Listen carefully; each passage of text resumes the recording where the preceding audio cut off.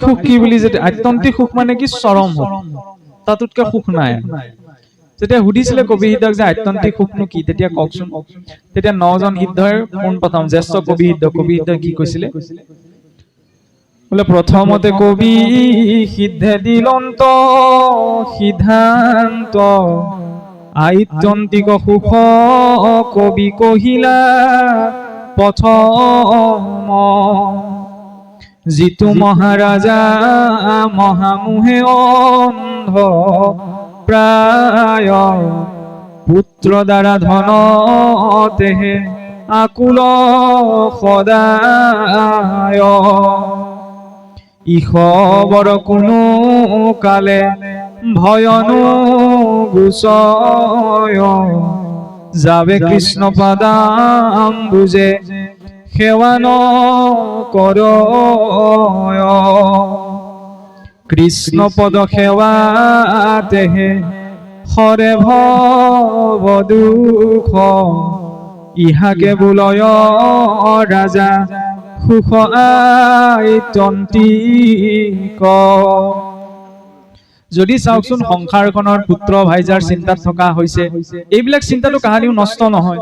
সকলোৰে আছে সংসাৰখনক লৈ কম বেছি পৰিমাণৰ চিন্তা কাৰণ কোনেও সংসাৰখনক লৈ চিন্তা নকৰাকে আছো বুলি কোনেও ক'ব না আজি ময়ো ক'ব নোৱাৰো সেই চিন্তাৰ নিবৃত্তিটো কেতিয়া ঘটে যেতিয়া ঈশ্বৰৰ ওচৰত শৰণাগত হৈ আশ্ৰয় লাভ কৰা যায় আশ্ৰয় লাভ কৰা মানে কি ভক্ত বুলি ক'লে এটা কথাত বিশ্বাস কৰা বুজায় যে মানয় অপমান মিলে ঈশ্বৰ ইচ্ছায় বিচাৰত সুখ দুখ দাতায়াননায়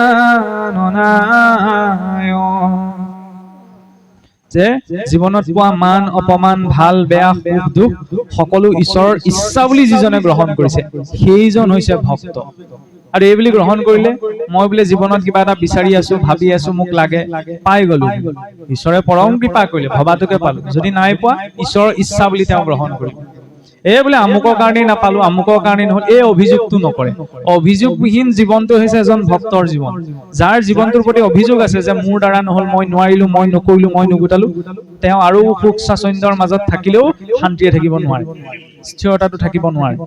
কিন্তু যাৰ জীৱনটোৰ প্ৰতি অভিযোগ নাই তেওঁ নিমখ তেলে ভাতকেইটা খালেও কিন্তু শান্তিয়ে খাব পাৰে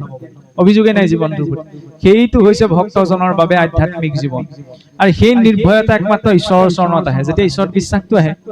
আৰু ঈশ্বৰৰ বিশ্বাসটো আহি পেলালে ঈশ্বৰৰ আশ্ৰয় হ'ব লাগিব সেই আশ্ৰয় হোৱাকে আমাৰ কি কৈছে শৰণ শৰণ মানে আৰু কানিমুনি কোবাই গুৰু ওচৰত ল'ব লাগে কাৰণে লৈ থৈ আহিলোগে এইটো শৰণ নহয় নহয় চৰকাৰে কোনখন আঁচনিত কেইটকা দিছে সেইটো মনত নৰয় গুৰুৱে দিয়া কথাকেইটা মনত নৰয় সেইটো আমাৰ অৱস্থা সেই অৱস্থাটোত ভক্তি আচলতে নহয় গুৰুৱে দিয়া মাটি হিচে ধৰে আতি শৰণ বিনাই ভকতি কৰ এৱা ঘটে যেন জল আশ্ৰয় নোহোৱাকে যদি আমি ভক্তি কৰো নতুনকে বুনৰ মাটিৰ পাত্ৰটোত পানী ভৰাই দিলে যেনেকুৱা হয় অকমান পাছতে শুকাই থাকে ক'ৰবাত কিবা এটা শুনিলে একদম ভক্তিত গদগদ ভাৱ নাপা আকৌ লাহেকে নুমাই থাকে গুৰুৰ আশ্ৰয় হ'বই লাগিব সেইকাৰণে আধ্যাত্মিক ভাগৱতৰ মাৰ্গত সদায় এইটো গুৰুত্ব দিয়া হৈছে প্ৰথম অকণমান চিন্তাটো অহাৰ লগে লগে গুৰুমুখী কৰাৰ ব্যৱস্থাটো লাগে